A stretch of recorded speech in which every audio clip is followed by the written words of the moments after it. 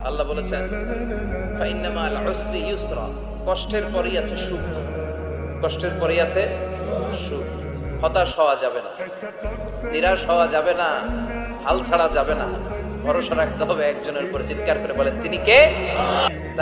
যাদের শান্তি দরকার তারা নামাজ পড়বেন, যাদের ইজ্জত দরকার তারা নামাজ পড়বেন, যাদের দিলের মধ্যে একটু প্রশান্তি দরকার তারা নামাজ পড়বেন, যারা রিজিকে বরকত চান তারা নামাজ পড়বেন, যারা ধৈর্যের লেভেল বাড়াতে চান তারা নামাজ পড়বেন, যারা শুকরের মধ্যে একটু উন্নতি করতে চান তারা নামাজ পড়বেন, যারা ব্রেইনের মধ্যে শান্তি চান তারা নামাজ পড়বেন, যারা শরীরের অলৌকিক ব্যায়াম চান তারা নামাজ পড়বেন, যারা রবের রহমতের চাদরের নিচে থাকতে চান তারা নামাজ পড়বেন, যারা জান্নাতে নিজের ঘর হওয়া স্বপ্ন দেখছি আমরা যেন নামাজ পড়ি।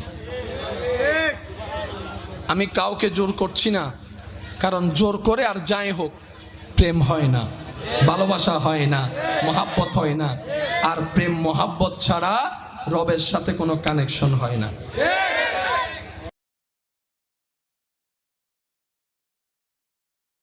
আল্লাহ বলেছেন ফাইন্না মাল উসরি ইউসরা, কষ্টের পরেই আছে সুখ, কষ্টের পরেই আছে সুখ। হতাশ হওয়া যাবে না, নিরাশ হওয়া যাবে না, হাল ছাড়া যাবে না, ভরসা রাখতে হবে একজনের উপর। চিৎকার করে বলেন তিনি কে?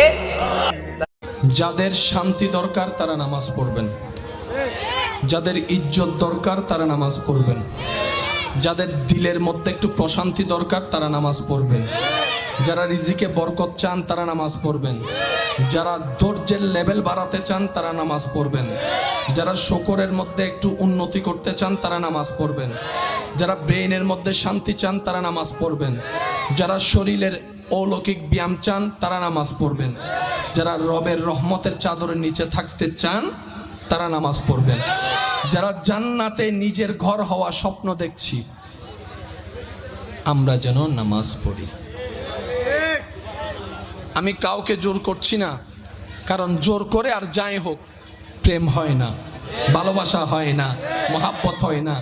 আর প্রেম মহাব্বত ছাড়া রবের সাথে কোনো কানেকশন হয় না।